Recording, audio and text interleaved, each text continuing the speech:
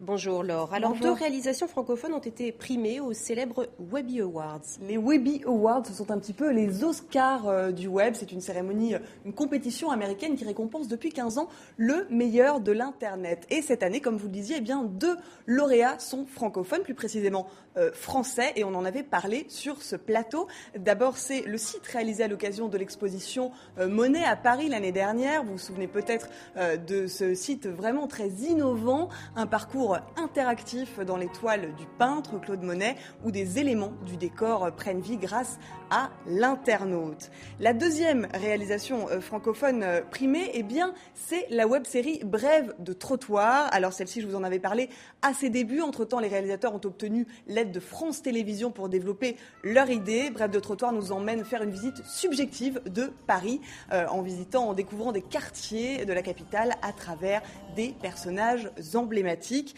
Si vous voulez suivre la cérémonie de remise des prix de ces Webby Awards, ça se passera le 13 juin et c'est retransmis en direct sur leur site. Alors maintenant, un web documentaire qui nous emmène dans les coulisses du Parlement européen. Face à la crise qui touche tour à tour les pays européens, face aux politiques de rigueur, aux protestations qu'elles déclenchent, vous en avez parlé à l'instant, que doit faire le Parlement européen ? C'est le sujet de ce web documentaire. On y suit l'eurodéputée Pervenche Berès. Elle doit remettre le rapport de la commission spéciale sur la crise. On regarde un extrait. Comment est-ce qu'on vit en société et comment est-ce qu'on fait en sorte que ce ne soit pas toujours les plus forts qui l'emportent, mais ça suppose qu'il y ait des gens comme moi qui s'engagent en politique.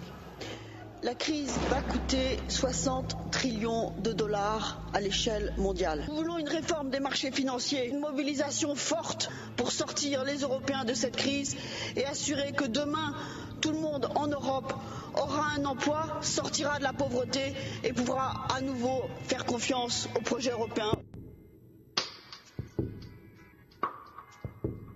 Le rapporteur de crise nous plonge dans les coulisses du Parlement européen, de la politique européenne. On voit les négociations, les tractations, le vote et on voit que de l'idéal à la réalité, il y a souvent un monde, comme d'ailleurs beaucoup en politique. J'en profite pour dire que le 9 mai, ce sera la fête de l'Europe, ce lundi. Merci beaucoup Laure Constantinesco.